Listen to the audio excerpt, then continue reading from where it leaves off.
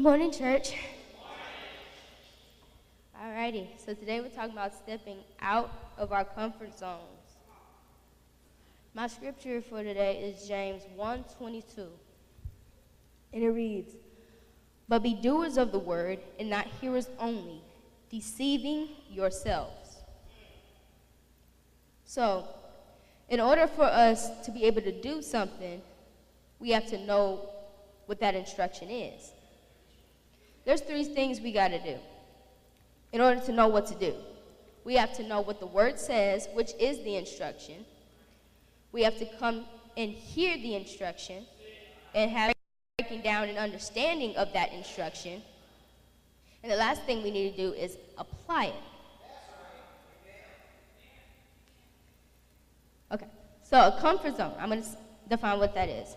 Comfort zone is a place or situation where one feels safe or at ease and without stress.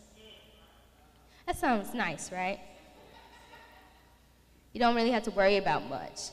You're in a little box, and as long as you stay in that box, you figure everything's going to be all right. While that's nice and all, it's not all right to just be satisfied with just being okay. I don't know if y'all seen the commercials. I'm not sure which company it is, but they have, it's not okay to be just okay. One of them, this guy, he's laying in his bed and getting ready for a surgery. And then he asked the nurse, "Have you worked with him?" Like, "Yeah, he's all right." The guy and his wife, they have this look on their face like, okay. And so then the doctor comes in and says, "Guess who just got reinstated?" I think that's a bit of a problem. And so then he asked the patient, he's like, "Are you nervous?" He's like, "Yeah." He's like, "So am I. Let's do this." That's not okay at all. That's just wrong. But while it's good to be safe, we can't be all right with that.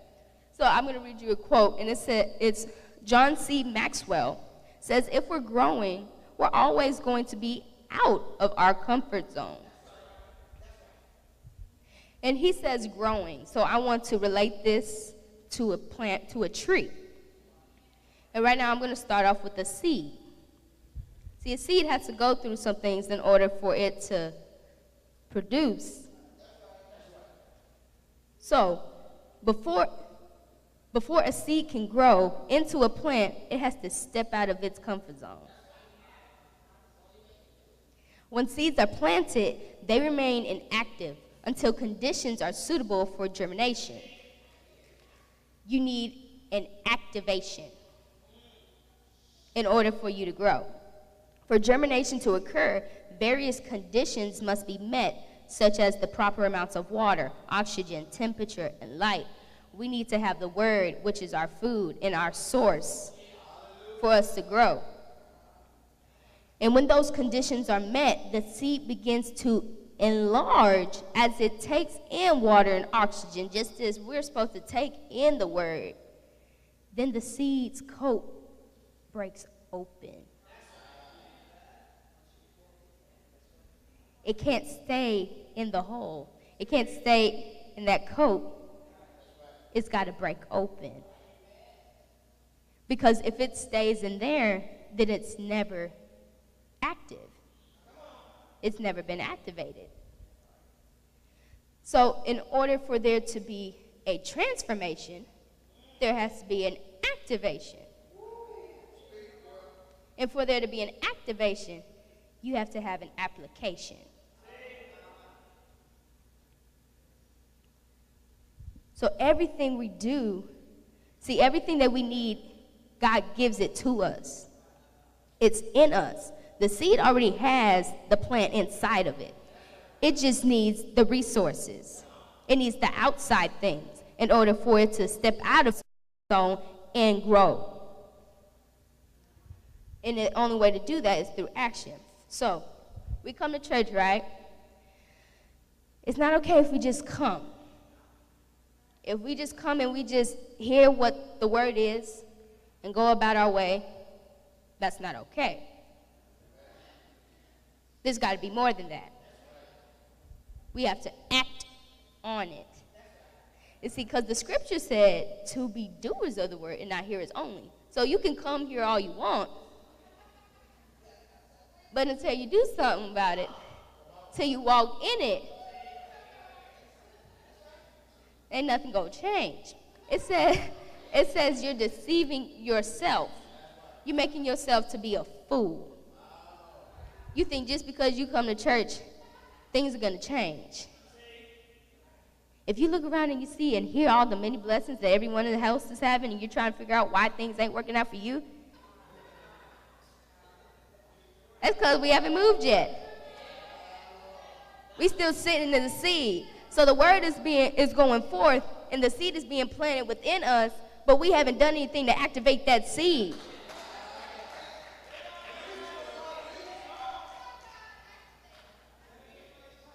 Are we having an understanding right now? We got it? All right, cool. So what's the thing that hinders us from stepping out of our comfort zone? I believe that one thing is our mind. The mind is very powerful, do you agree? And the funny thing is when we think about moving on to something else, we get scared.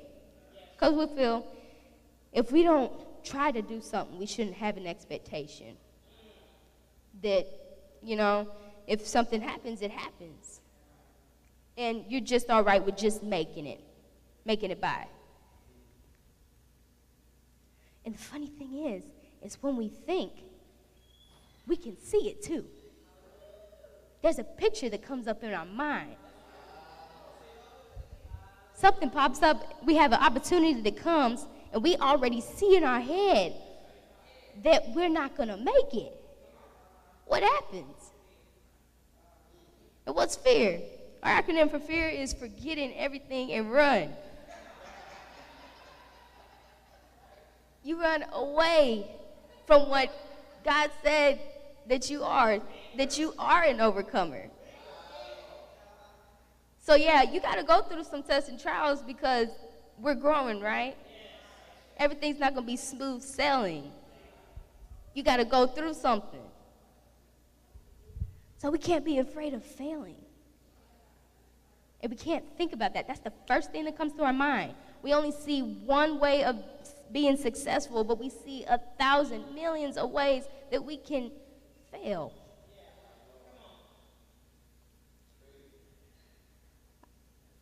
In one of my classes, I play this game called Phase 10. And the people that I typically play with, they usually get upset with me because I usually am the one to get my set and go out and not let them get theirs. So they get kind of upset with that. But on Friday, I had an issue because on Friday, I received my hand. I was like, whew, there's no way I'm going to get this set. There's no way. I already implanted that in my head that there was no way I was going to get that set. So we going on, and I'm getting some cards that I got. I got one of them. I had to get a run of 4 and a set of 3. I had my run already. I just needed my set. The problem was, because I already thought in my head that I wasn't going to get it, how many of y'all know I already had the thing in my hand?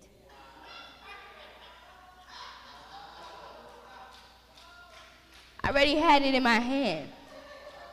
You know when I found out? After somebody else went out.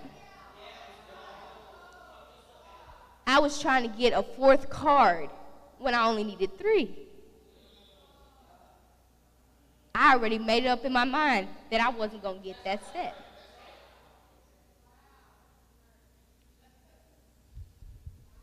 So the mind can do stuff. And I sat there, I was like, I had it in my hand the whole time. And that's the thing with us. See, God gives us what we need, and it's already in you. And you're trying to figure out what's wrong. It's your turn to do something. I had the opportunity to put my set down, but I still kept it in my hand trying to figure out what was going on. But I already had it.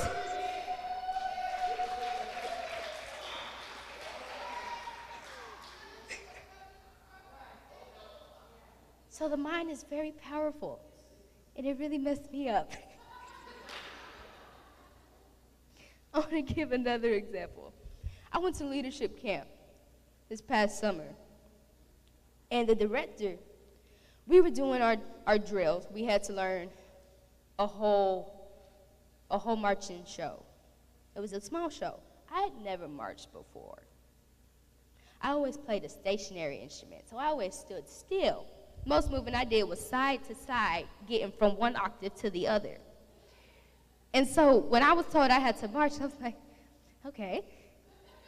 So I was given the bass drum, and I was like, oh, this is pretty light. That camp, they worked you out pretty well. And I felt it too. And by the time the day was over, my bed was this high. I had to crawl into the bed because I was so sore. But the director, he's like, all right. He stops us and he tells us because everyone was getting sluggish. Everyone was getting tired. It was hot outside. Everybody was getting tired. So he tells us this story of a student that he had that was blind. I don't know about you, but I think it's pretty hard to march. It's already hard to march, period. Especially I. And I can see. This person was blind. So the director's not thinking that he could do it. He's a little nervous about this. So the student was taught her sets and all that stuff that she had to do. And she learned it pretty quickly.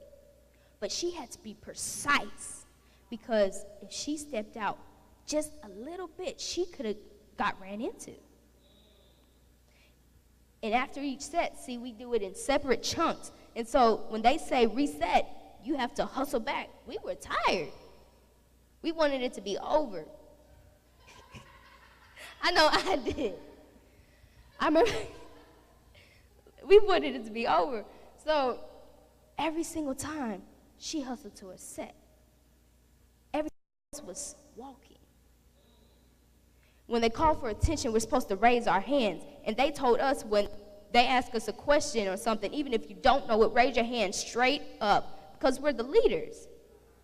They said, don't do it like this. That's not confident. You have to have your hand straight up. And each time, she had her hand straight up. The director was confused. So he asked her, says, how come you're doing this? Is it that you're doing this? You're blind. How is it that you're doing this? She said, because in my mind, the band is perfect. And I have to fit in with it. Ain't that amazing that someone blind can see better than people like us that have eyes? We're afraid because we see the things around us and like we can't do it. But this person is doing it because she sees better in her mind.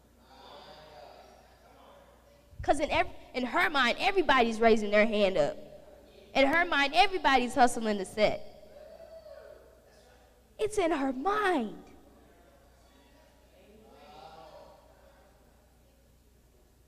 We can't let our mind hinder us.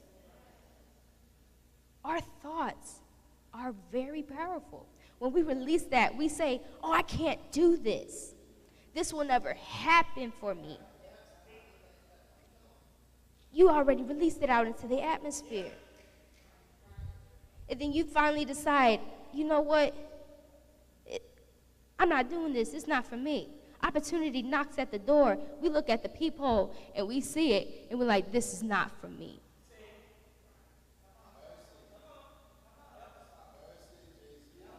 While all you have to do is just open the door. That's all it takes. It's right there. I saw this meme. This guy was looking for a job. He needed money. He was struggling. And right next to him, he had this guy standing there. and with a sign that says, "We're hiring."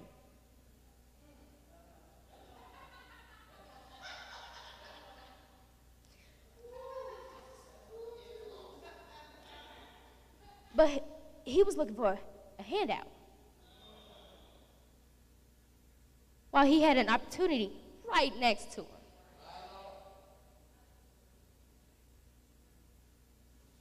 You don't know how God's going to move. You can't just say, "Oh, this is how it's going to happen." Because if you do that, you're going to miss out on your opportunity.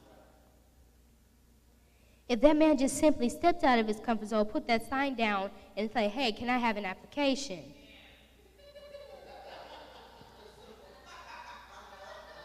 That's all he had to do. It was right there.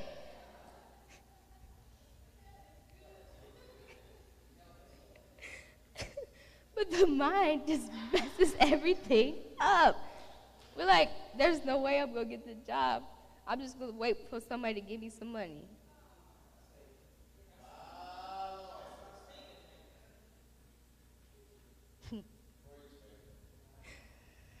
I myself have had many times where I've had to step out of the zone. Whew. Even now, I'm having to step out my comfort zone.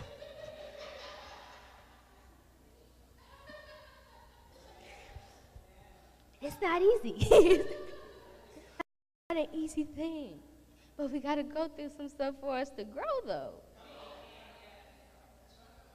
We can't stay in the box anymore. It's time for us to get out the box and watch God do his thing and walk it out.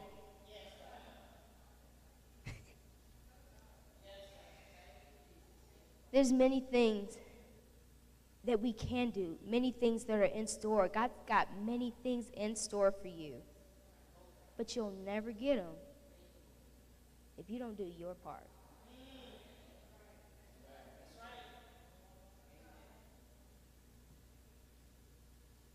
It's hard, yeah, but God said he'll be with you. He will not forsake you. He will always be there with us. I got a question for y'all. Do you think it was comfortable for Jesus to die? He had nails in his hands and his feet, thorny crown. He was whipped and pierced in his side. Do you think that was comfortable? But he did it anyway.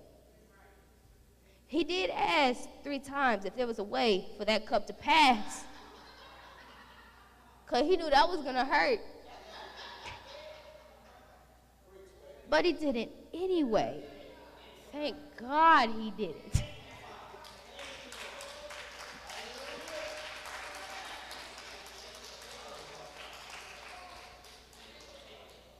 What if Jesus had a mind like ours? What if he thought, with every miracle that he was supposed to do, that he had did, what if he thought, "I can't do this"? What if it doesn't work? He wouldn't have set a good example. Do you live in the Dallas-Fort Worth area? Are you looking for a church home that welcomes the presence of God and declares the word of truth? Come visit Word of Truth International Ministries with Senior Pastor Dr. Kevin E. and First Lady Melissa Henry, a non-denominational, multicultural congregation which welcomes you to come as you are. Our service location is at 823 North Center Street in Arlington, Texas, 76011. Sunday school begins at 9:30 a.m. Worship service follows at 10:45 with Bible study on Wednesday evenings at 7 p.m. Come experience the glory of God and His presence. Join us. Come and be blessed by God at Word of Truth International Ministries in Arlington, Texas. Visit our website for more information at wotim.org. God bless.